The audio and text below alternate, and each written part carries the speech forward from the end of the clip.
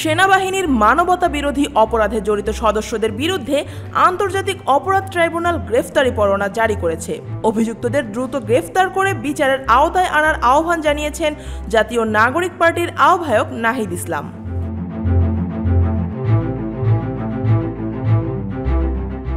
9 October রাত 9:40 নিজের verified Facebook অ্যাকাউন্টে দেওয়া এক পোস্টে তিনি এই কথা বলেন। এর আগে 8 অক্টোবর ডিজিএফআই এর সাবেক 5 জন মহাপরিচালক সহ কয়েকজন সেনা সদস্যের বিরুদ্ধে গ্রেফতারি পরোয়ানা জারি করেন আন্তর্জাতিক অপরাধ ট্রাইব্যুনাল 1।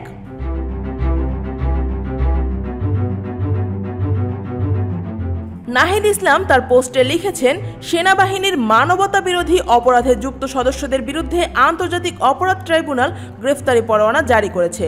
তাদের অতি দ্রুত গ্রেফতার করে বিচারের আওতায় আনতে হবে।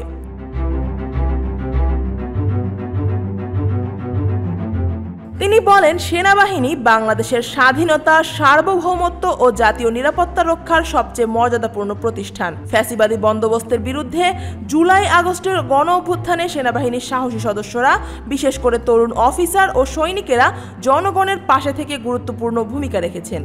নতুন দেশ গঠন, সংস্কার ও আইন শৃঙ্খলা রক্ষার ক্ষেত্রেও সেনাবাহিনী নিষ্ঠার সঙ্গে কাজ করছে। তবে ন্যায় বিচার ও সংস্কারের প্রক্রিয়া সবার জন্য সমানভাবে প্রযোজ্য হতে হবে, কোনো ব্যক্তি বা প্রতিষ্ঠান এর বাইরে নয়।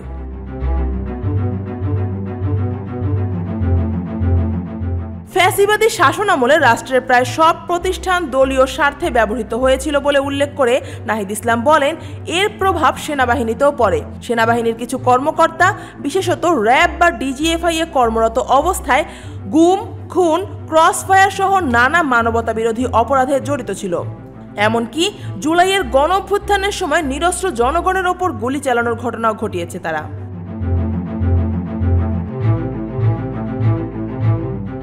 তিনি লেখেন, এই ভয়াবহ বাস্তবতার পেছনে গণতন্ত্রের দীর্ঘ ব্যর্থতা এবং রাজনৈতিক দলীয়করণের মাধ্যমে প্রতিষ্ঠানগুলোকে নিয়ন্ত্রণের সংস্কৃতি দায়ী।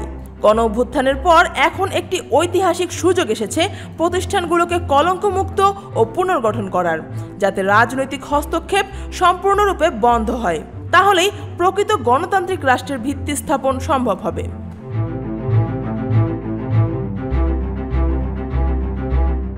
নাহিদ ইসলাম মনে করেন, সেনাবাহিনীকে কলঙ্কমুক্ত করতে হলে মানবতা বিরোধী অপরাধে জড়িত কর্মকর্তাদের বিচারের আওতায় আনতে হবে। তিনি বলেন, আমরা আশা করি সেনা নেতৃত্ব এ বিষয়ে সরকার ও ট্রাইব্যুনালকে পূর্ণ সহযোগিতা করবে। এটি কোনো প্রাতিষ্ঠানিক ইগো বা মর্যাদার প্রশ্ন নয়, বরং বিষয়টি রাষ্ট্র, গণতন্ত্র ও ন্যায় বিচারের প্রশ্ন।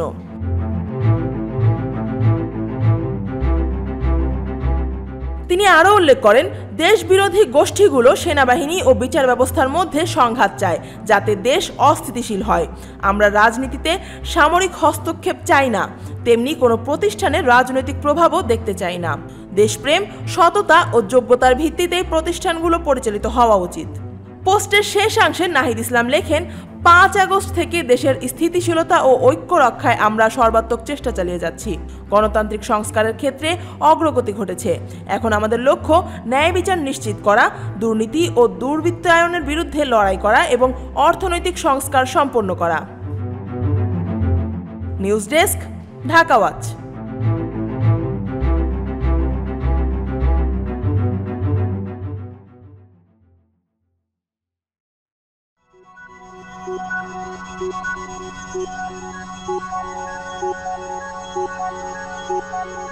Thank you.